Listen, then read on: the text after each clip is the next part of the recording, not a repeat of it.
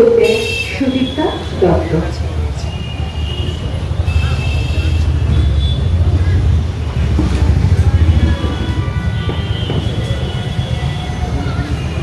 নমস্কার, উপস্থিত সকলকে আমার সশ্রদ্ধ প্রণাম জানাই। আমরা ইতিমধ্যে জেনে গেছি যে আমাদের এই মুক্ত আলোচনা সভার বিষয়বস্তুটা কি। সেটা হলো অসাম্প্রদায়িক পরিচর্যা। এবং এই সবার শেষে বক্তব্য রাখতে এসে যে সমস্যাটা হয় সেটা আমার ক্ষেত্রে আজও হয়েছে। সেটা হলো আমার আগের যারা বক্তা ছিলেন তারা প্রত্যেকেই কিছু না কিছু যা আমি বলতে চেয়েছি তা ইতিমধ্যে বলে দিয়েছেন, তাই স্বাভাবিকভাবেই আমি আপনাদের বেশি সময় নেব না। তো আমার বক্তব্যের বিষয়টা হলো আমার প্রতিবেশকে ঘিরে। প্রতিবেশী আমরা শুনেছি, সেরকম প্রতিবেশকে ঘিরে। তো সম্প্রতি আমি উত্তরাখণ্ডে ঘুরতে গিয়েছিলাম। এবার আমরা সবাই কম বেশি জানি যে উত্তরাখণ্ডকে হিন্দু ধর্মের দেবভূমি বলা হয়।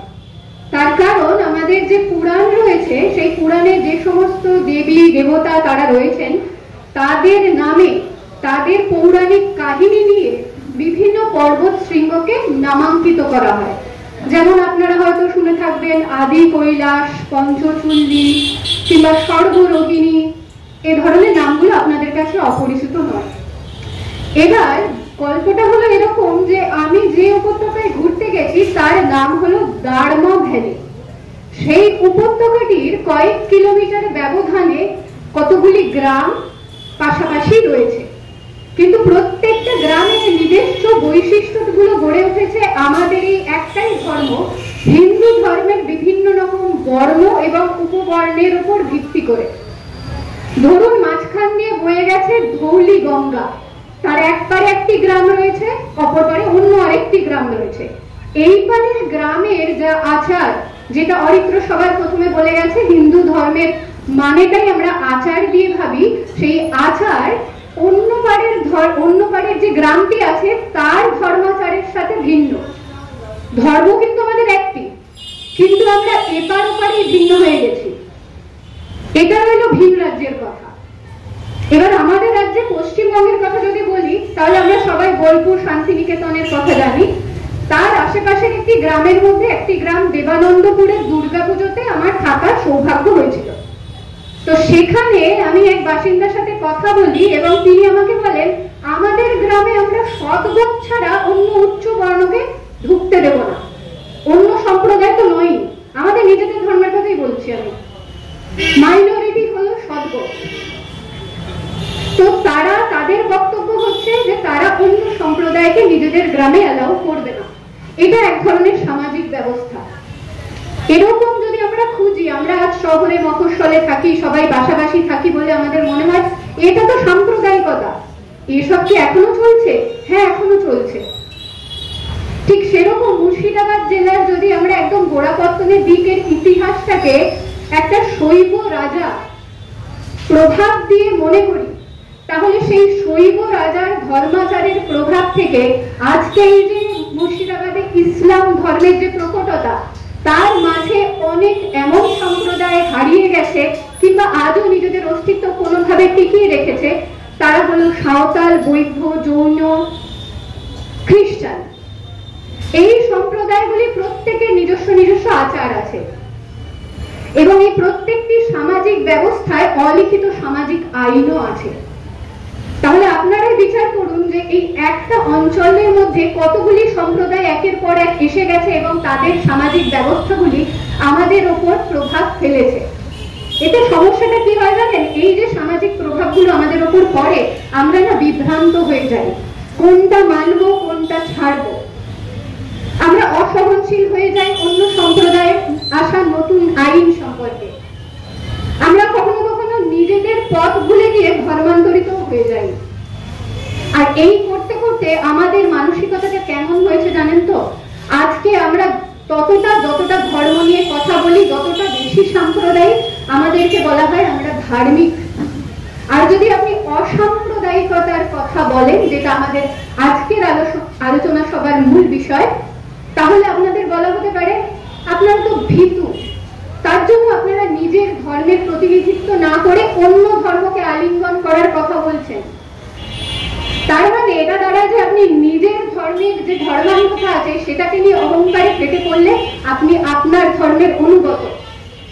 কিন্তু যদি আপনি সাধারণ কোনো শ্রদ্ধা জানান আপনার প্রতিবেশী ধর্মের জন্য, তাহলে আপনার জন্য পড়ে থাকে বিধর্মী তকমা। আর এটার ভিত্তি আমার ব্যক্তিগতভাবে মনে হয় নিজের ধর্মের প্রতি অজ্ঞতা। কারণ কোনো ধর্ম মানুষকে ভেদাভেদ করতে তো শেখায় না, সেরকম আমাদের নিজেদের ধর্ম অনুশীলনের প্রতি উদাসীনতা। আর সব থেকে বেশি যেটা আমার মনে হয় সেটা হলো আমাদের নিজেদের ধর্ম শেখানোর, সেই ধর্মে চলার পথপ্রদর্শক যোগ্য শিক্ষক, যোগ্য গুরু। আপনাদের সাথে একটা আমার অভিজ্ঞতা ভাগ করে নিই। আমি ইউসিডিসি তে এসেছি কারণ আমি নদিয়ায় থাকি, মুর্শিদাবাদের অনেক কিছু আমার অজানা ছিল।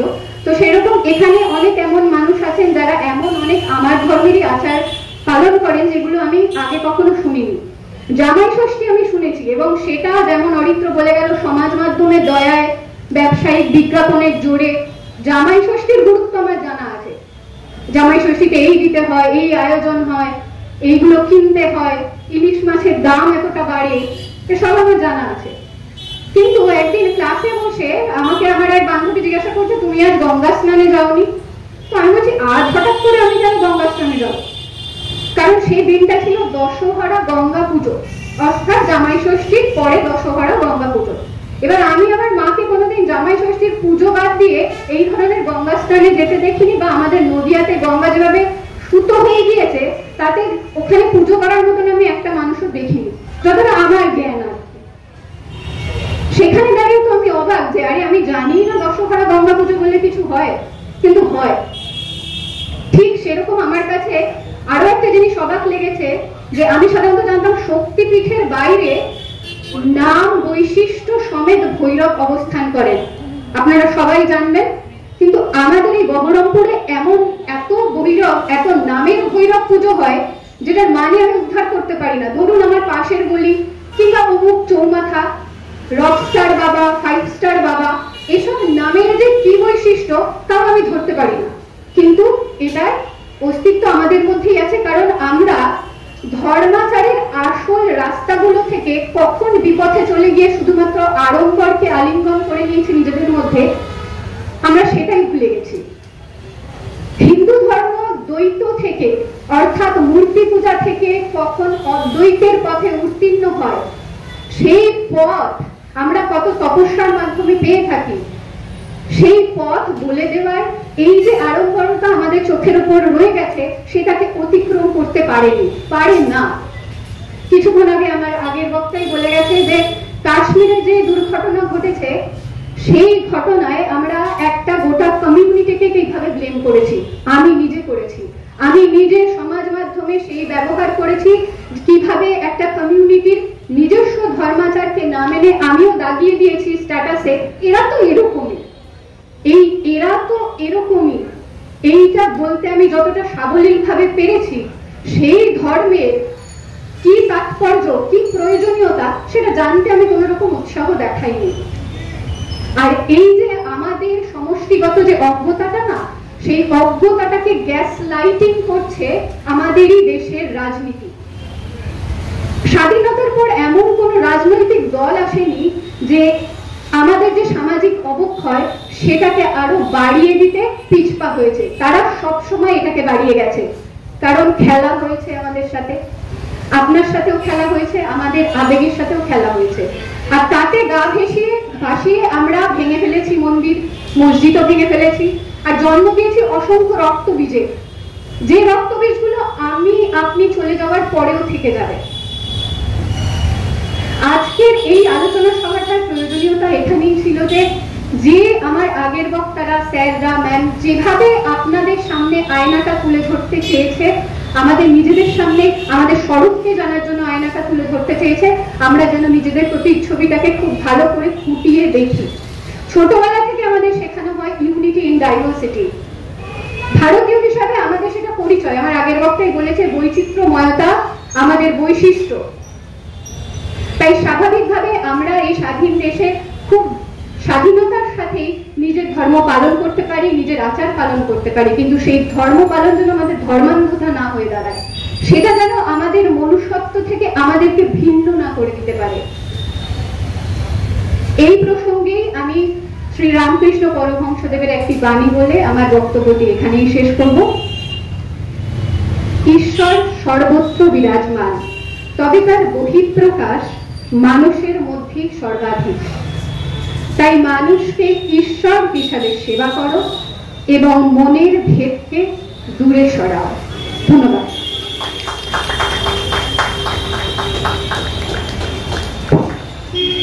সুদীপ্তার কাছে আমি কৃতজ্ঞ এত সুন্দর বক্তব্য রাখার জন্য, এবং সামগ্রিকভাবে এখানে যারা রয়েছেন আনন্দধারার পক্ষ থেকে, আনন্দধারা পরিবারের পক্ষ থেকে আমি সকলের কাছে কৃতজ্ঞতা জ্ঞাপন করছি।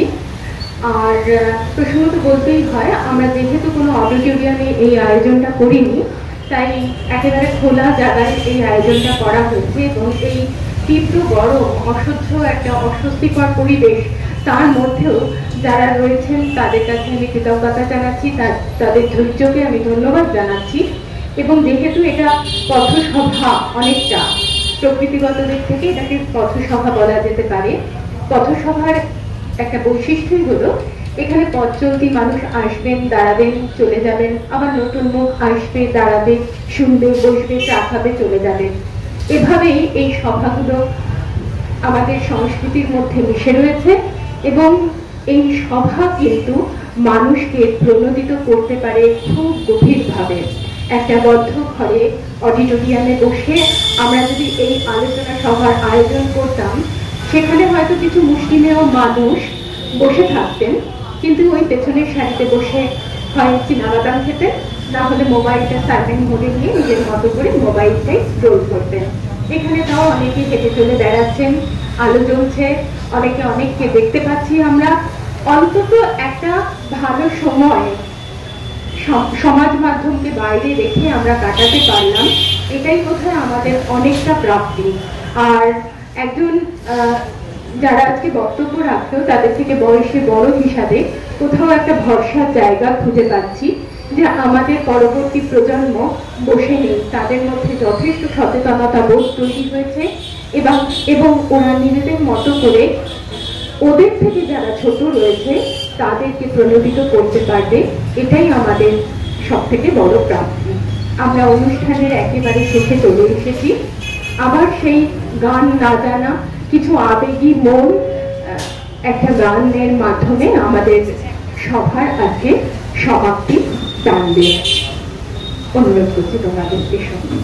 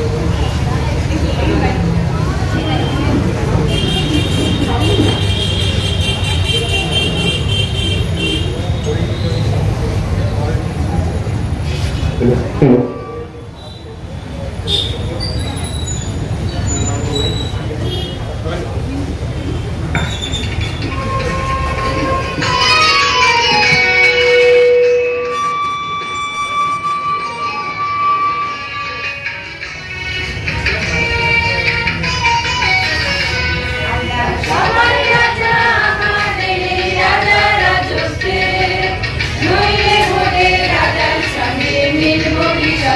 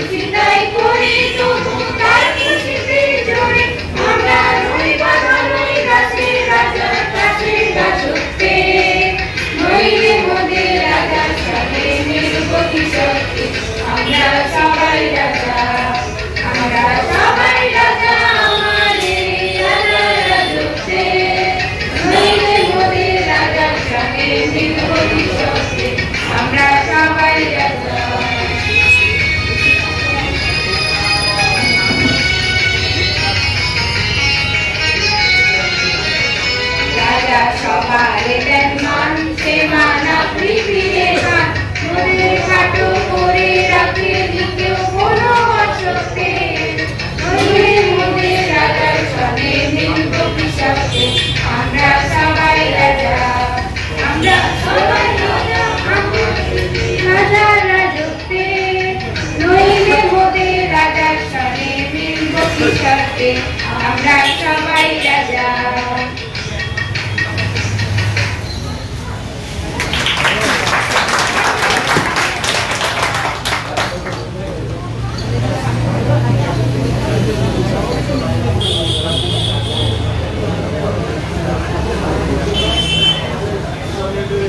আনন্দধারার পক্ষ থেকে জিনা খাতুন, যারা গান গাইলে তোমাদের এই আবেগকে শ্রদ্ধা জানিয়ে এই ছোট্ট উপহারটি তোমাদের হাতে তুলে দিচ্ছে, এবং সেই সঙ্গে আমরা আমাদের অনুষ্ঠান এখানেই সমাপ্তি ঘোষণা করছি।